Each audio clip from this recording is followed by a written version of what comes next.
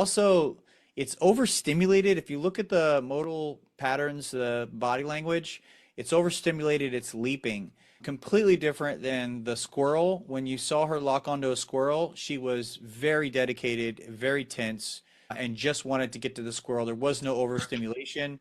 The predatory mechanism is not really as intense with the mimicry that I'm doing with the flirt pole as it is the real thing. She's immediately dispatching my flirt pole, ripping the fur apart. Might have lived off of cats and squirrels, most likely. Obviously, we don't know the dog's backstory, but really emaciated, very skinny, tapeworms, kennel cough, all that shit, but was a stray for a hot minute. And so I would imagine that this dog was trying to catch meals and was going for squirrels. Jumped off of the foster's second story to go for a squirrel, jumped over the balcony and landed and went for a squirrel. So that's pretty insane prey drive. Is this anywhere near Tri-City Shelter or whatever? That's where Keely came from. Keely's exactly the same age, has a lot of the same characteristics as this one, and is in the same area. If you go to the YouTube, it's posted in the beginning. They tell me as soon as she walks in the door, I say, "Where'd you get her?" I think they mentioned that where she was picked up. Okay. Yeah. So I'm trying to cap into a sit. So if you look at this, looks really sloppy on YouTube. The trainer's probably laughing at me.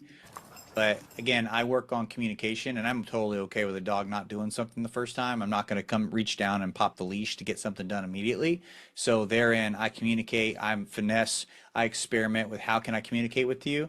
And I don't care if you jump up. I'll eventually get there. You'll eventually go into the positions that I want you to go into. You'll eventually release for those toys, no problem, with perfect precision. So this is just a means to an end for me.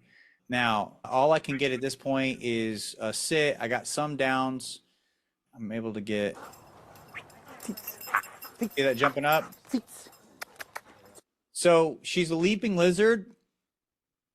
When a dog is performing a nuisance behavior, whether it's overstimulated, doesn't necessarily matter, and they're presenting that behavior in whatever I'm trying to accomplish, I will just communicate. So when you hear that dog jumping off the ground and you hear me going, ah, you hear that red light communication.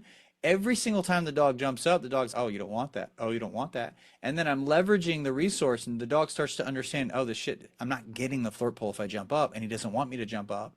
And then as soon as that dog caps into a sit, I release it. You do that sequence enough, the dog stops jumping, moves sooner into the sit so they can get to the flirt pole sooner.